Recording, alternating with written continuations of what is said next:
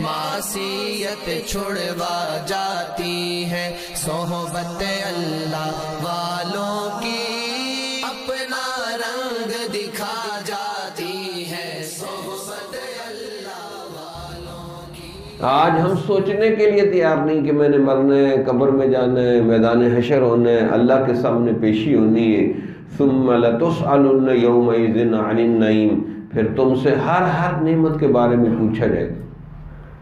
اتنی غیر ضروری مصروفیات میں آج کل ہم پھنسے ہوئے، یہ عذاب ہے، غیر ضروری مصروفیات کہ موبائل کے اوپر جی کھیل رہے ہیں جی فلاں جگہ کھانا کھانے جاتے ہیں ہوٹل میں، جی فلاں جگہ ریفریشمنٹ کرنے جاتے ہیں، آؤٹنگ کرنے جاتے ہیں، یعنی بلا وجہ کی مصروفیات بنائی ہوئی۔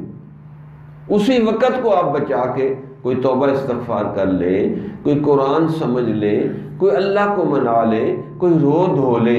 اصل مسئلہ یہ ہے کہ اللہ کی باتوں کا ہمیں یقین نہیں ہے اس وقت، نہ کسی سے اللہ کی باتیں سنی، نہ خود پڑھی، بس من مرضی کی زندگی۔ اسی لیے اللہ تعالیٰ نے فرمایا کہ 1,24,000 نبیوں کی امتیں کیسے گمراہ ہوئی؟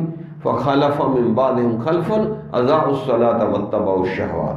دو ہی وجہ کہ انہوں نے نماز کو ضائع کیا اور من مرضی کی زندگی گزاری۔